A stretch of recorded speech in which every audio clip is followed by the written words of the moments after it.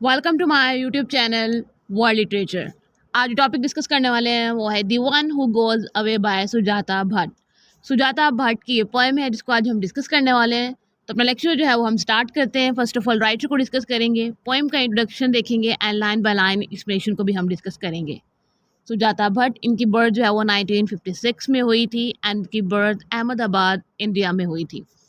उसके बाद ये माइग्रेशन कर जाती हैं और माइग्रेशन करके ये यूनाइटेड स्टेट्स में चली जाती हैं एंड यूनाइटेड स्टेट्स में रहती हैं। वहाँ पर जो है वो अपनी स्टडी को कंप्लीट करती हैं। देन जो है ये जर्मनी चली जाती हैं एंड करंट टाइम पे जो है ये जर्मनी में रह रही हैं। नेक्स्ट जो है वो हम इस पोएम का इंट्रोडक्शन डिस्कस करते हैं कि इसको जो है वो पब्लिश कब करवाया गया था। ये जो पोएम है इसको ऑफिशियली 1989 में जो है वो पब्लिश करवाया गया था एंड इस पोएम में सुजाता भट्ट अपना एक्सपीरियंस शेयर करती हैं माइग्रेशन का, कि उनकी जो बर्थ प्लेस है वो इंडिया है। इंडिया से वो माइग्रेशन करके जो है वो यूनाइटेड स्टेट्स जाती हैं एंड देन यूनाइटेड स्टेट्स से जो है वो जर्मनी चली जाती हैं। अब ये जो माइग्रेशन का टाइम पीरियड था या फिर ये जो माइग्रेशन का प्रोसेस था, इस प्रोसेस में सुजाता भट्ट ने क्या कुछ फेस किया। सुजाता भट्ट जो है वो अपनी माइग्रेशन की जर्नी को डिस्क्राइब करते हुए कहती हैं कि मेरे लिए ये एक इमोशनल स्ट्रगल थी, क्योंकि अपने होमलैंड को छोड़ना, अपने होम को छोड़ना ये एक इजी थिंग नहीं है। क्योंकि जो होम होता है वो आपकी एक सेफ़ प्लेस होती है, आपकी बहुत सारी मेमोरीज़ होती हैं, आप अपनी फैमिली के साथ रहे होते हैं, आपकी अपब्रिंगिंग वहाँ पे रही होती है। और माइग्रेशन करना और ऐसे कंट्री में जाना जहाँ पर आपको कोई जानने वाला ना हो, आपकी फैमिली ना रहती हो, आपका जो होम है वहाँ पे ना हो, तो ये एक बहुत डिफ़िकल्ट टास्क होता है माइग्रेशन करना। तो सुजाता भट्ट अपना यही एक्सपीरियंस जो है वो इस पोएम में जो है वो शेयर करती हैं।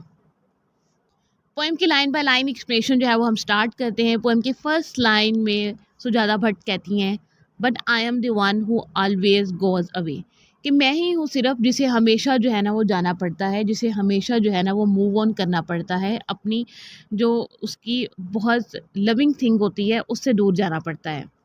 The first time was the most silent, I didn't speak।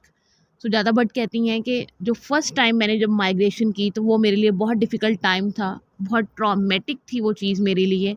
उस टाइम पे मैं कुछ बोल नहीं पाई और मैंने साइलेंस को preference the.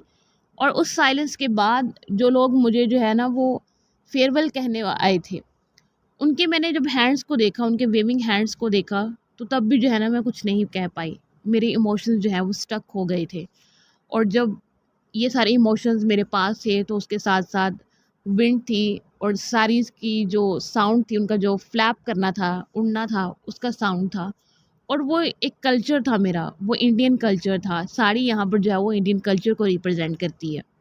So writer in lines में ये कहना चाह रही हैं कि मेरे लिए जो है ना ये बहुत डिफ़िकल्ट टाइम था, बहुत मेरे लिए ये एक ट्रॉमेटिक थिंग थी कि मैं अपने डियर वंस को जो है वो गुड बाय कह रही हूँ एंड फेयरवेल कह रही हूँ, और अपने कंट्री को, अपने कल्चर को, अपनी वैल्यूज़ को जो है वो फेयरवेल कहकर जो है वो किसी और कंट्री जो है वो माइग्रेशन करके जा रही हूँ। नेक्स्ट लाइन्स में राइटर कहती हैं, to help the journey coconuts were flung from Juhu beach into the Arabian Sea, कि एक ट्रेडिशन को फॉलो किया जाता था कि जब भी जो है ना वो कोई ट्रैवलिंग पे जा रहा होता था तो कोकोनट्स को जो है वो दरिया में फेंका जाता था। अब जब हमारी राइटर भी जो है वो माइग्रेशन करके जा रही होती हैं तो उस टाइम पे भी जो है वो कोकोनट्स को सी में फेंका जाता है। अब जब कोकोनट्स को सी में फेंका जाता है तो कुछ बेगर्स जो है ना वो भाग कर आते हैं और उन कोकोनट्स को जो है वो उठा लेते हैं, ताकि वो अपना जाकर जो है ना वो डिनर इंजॉय करेंगे।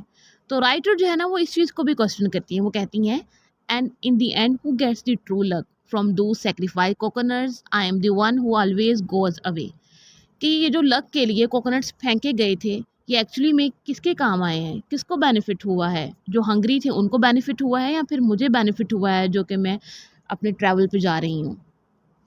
नेक्स्ट लाइन में कहती हैं, sometimes I am asked if I were searching for a place that I can keep my soul from wandering, a place where I can stay without wanting to leave.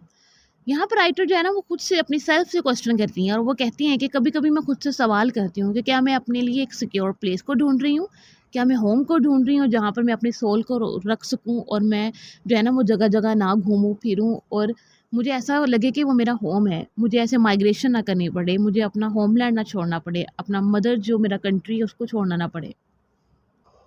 Next line में खुद ही answer करती हैं अपनी feelings को और कहती हैं, who knows maybe the joy lies in always being able to leave.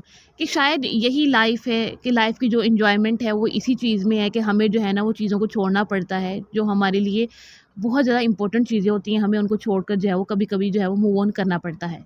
But I never left home. Then writer कहती हैं कि मैंने अपने घर को कभी नहीं छोड़ा। आई carried it away with me here in my darkness in my self if I go back retrace my steps. कि मैंने जो है ना वो अपने घर को कभी नहीं छोड़ा। मैंने उन मेमोरीज़ को हमेशा अपने हार्ट के अंदर रखा, अपने साथ रखा। मैं जहाँ कहीं भी जाती हूँ मैं अपनी मेमोरीज़ को, अपने होम को, अपने कंट्री को अपने साथ रखती हूँ, अपने रूट्स को अपने साथ रखती हूँ। और अगर अब कभी मैं जो है वो अपने होम वापस जाना चाहूँ, इंडिया वापस जाना चाहूँ और अपने घर को ढूँढना चाहूँ, तो वो घर मुझे जो है वो अब कहीं भी नहीं मिलेगा, क्योंकि हर चीज़ जो है वो अब चेंज हो चुकी है। टाइम के साथ चीज़ें जो है वो चेंज हो जाती हैं, होम्स जो हैं वो चेंज हो जाते हैं, वहाँ के रहने वाले चेंज हो जाते हैं, वहाँ पर कोई और लोग आकर रहना शुरू कर देते हैं। नेक्स्ट लाइन में कहती हैं, that first home anywhere outside in that motherland place we were not allowed to take much but I manage to hide my home behind my heart. कि मैं उस घर को अब नहीं ढूँढ सकती हूँ, लेकिन वो जो घर है वो हमेशा मेरे हार्ट में रहेगा। हमें इतना ज़्यादा जो है वो अलाउ नहीं किया जाता है कि हम अपनी मदर कंट्री से, अपने होम कंट्री से ना चीज़ें जो है वो दूसरे कंट्री में लेकर जा सकें। बट मैंने फिर भी इस चीज़ को मैनेज किया और अपने होम कंट्री की जो मेरी मेमोरीज़ हैं मैं उनको अपने साथ लेकर आई और उनको हमेशा मैंने अपने हार्ट में रखा। नेक्स्ट लाइन्स में राइटर कहती हैं, look at the desert beach now it's dusk no sun to turn the waves gold. कि अब इन बीच को देखो, ये बीच जो है ना वो बिल्कुल खाली हो चुके हैं, वीरान हो चुके हैं, यहाँ पर जो है वो कुछ भी नहीं है, हर तरफ एम्प्टीनेस है। और ये जो सन है अब इसकी वेव्स जो हैं वो भी गोल्ड नहीं रही हैं, और ये जो मून है इसकी वेव्स भी अब सिल्वर नहीं है। हर चीज़ जो है ना वो चेंज हो चुकी है। Look at the in between darkness when the sea is unmask she is no beauty queen now the wind stops beating around the Bush.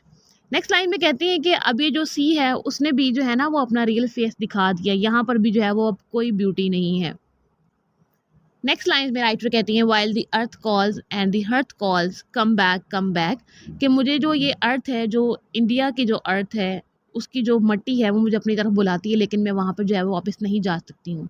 The hearth calls, और यहाँ की जो वार्मथ है, इस वर्ल्ड की जो वार्मथ है वो मुझे अपनी तरफ बुलाती है कि वापस आ जाओ, अपनी रूट्स की तरफ वापस आओ, अपनी बर्थ प्लेस की तरफ जो है वो वापस आओ। लेकिन मैं जो है ना वो हूँ जो हमेशा जो है ना वो अपनी नियर वन से जो है वो दूर जाती हूँ, डियर वन से जो है वो दूर जाती हूँ। With my home intact but always changing, so the windows don't match the doors anymore, the colors clash in the garden and the ocean lives in the bedroom। कि अब जो मेरा घर है ना वो टोटली चेंज हो चुका है, उसका जो बेडरूम है उसका कलर चेंज हो चुका है, उसके जो डोर्स हैं, जो विंडोज़ हैं, उन सब का जो कलर है वो चेंज हो चुका है। तो टाइम के साथ चीज़ें जो है ना वो चेंज हो जाती हैं। एंड पोएम की लास्ट लाइन्स में अगेन वो अपनी लोनलीनेस की, माइग्रेशन की फीलिंग्स को जो है वो शेयर करती हैं और कहती हैं, आई am the one who always goes away with my home. कि मैं वो हूँ जो हमेशा अपने घर के साथ जो है ना वो दूर जाती हूँ। वो जो घर है उसकी जो मेमोरीज़ हैं वो मेरे हार्ट में हैं, which can only stay inside, जो मेरे सिर्फ हमेशा अंदर रहती हैं, क्योंकि मैं फिज़िकली अपने होम को अपने साथ नहीं लेकर जा सकती हूँ। In my blood my home which does not fit with any geography. कि मैं कहीं भी चली जाऊँ, किसी भी रीजन में चली जाऊँ, किसी भी आइलैंड पर चली जाऊँ, लेकिन जो मेरा होम है वो उससे कभी भी जो है ना वो मैच नहीं कर सकता है। जो मेरा होम है वो सिर्फ इंडिया में है, जो कि मेरी बर्थ प्लेस है। इस पोएम के मेजर थीम्स को डिस्कस करते हैं। जो फर्स्ट थीम डिस्कस किया गया है वो माइग्रेशन एंड डिस्प्लेसमेंट का है।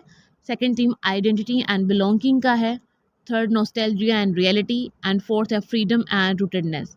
ये कुछ इंपॉर्टेंट थीम्स थे जो इस पोएम में डिस्कस किए गए थे।